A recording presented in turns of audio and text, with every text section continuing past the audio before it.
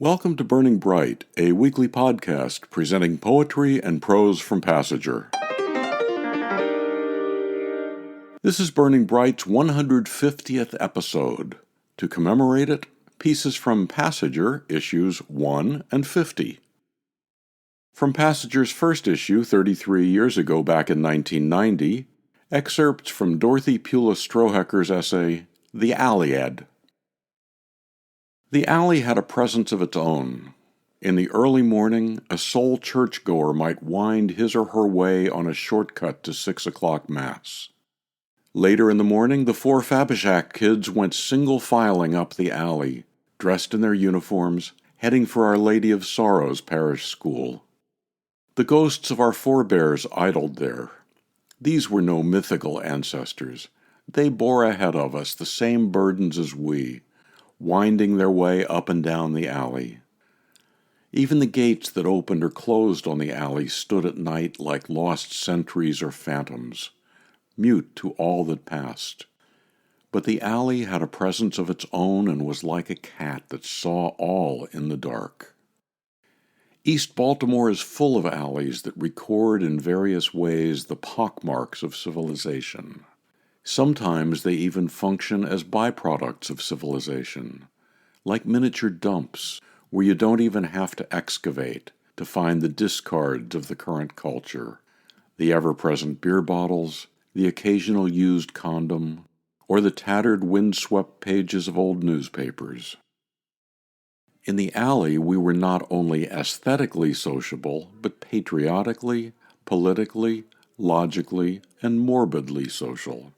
We ran not only to call others to come and see the sunset or the spectacle of a rainbow, but the I Am an American Day parade, the latest speech rallying toward the park, the grocery store explanation of the way a radio works, and the latest blood accident around the corner, in which 2 cars mangled each other and a couple of bodies to boot.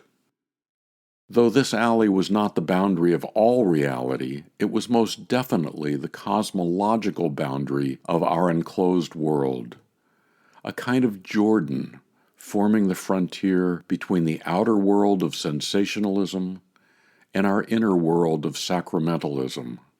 The alley was like a vaulting bridge between earth and sky, and we, the real-life billy goats, or salt-of-the-earth mortals, went trip-trapping on that bridge in a sometimes topsy-turvy world, hoping to reach the hereafter.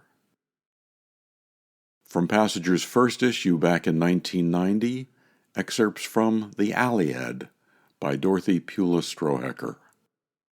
Jumping 20 years to Passenger issue 50, here's a poem by 2010 Passenger poet Sharron Singleton, Liturgies of the Body. I peer at the sonogram and see you afloat in your firmament. You drift and dive, toes and fingers glisten, flex like small sea worms. In late afternoon light I sit, think of the liturgies of the body, how just days ago your great-grandmother came unmanacled from her body, that strong will, umbilical to this life, unraveling. While you, quick fish, will soon ride the red waters, be cut loose from your slick line, as earth hauls you out, reels you in. Liturgies of the Body, Sharron Singleton. Sharron said that when she was in college, she showed some of her poems to her professor, and he said, "I think you should just get married and have a family." She didn't write another poem for 33 years. Passenger is a tribute to those writers who started writing later in life and to those who stopped writing at some point and then returned to it. Also from Passenger issue 50, here's Nan Fry's poem, Riddle. With 4 legs and 1 foot, I cannot move, yet I carry you off. The clothes I wear keep you warm. Though I'm not a boat, I float you on a tide of change. When you ride upon me, the familiar grows strange.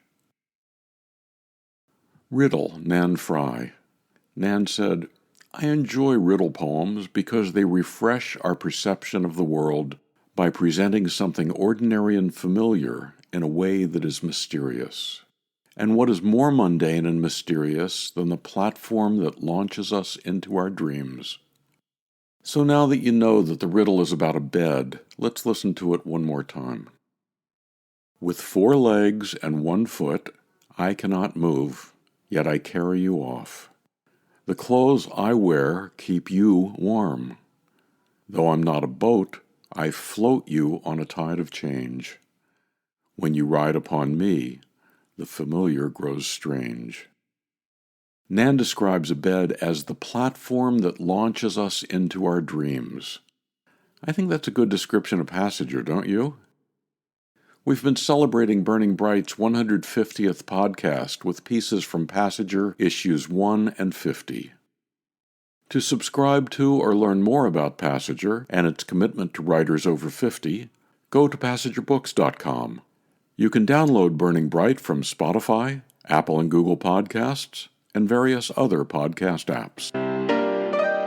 For Kendra, Mary, Christine, Roseanne, and the rest of the Passenger staff, I'm John Shore.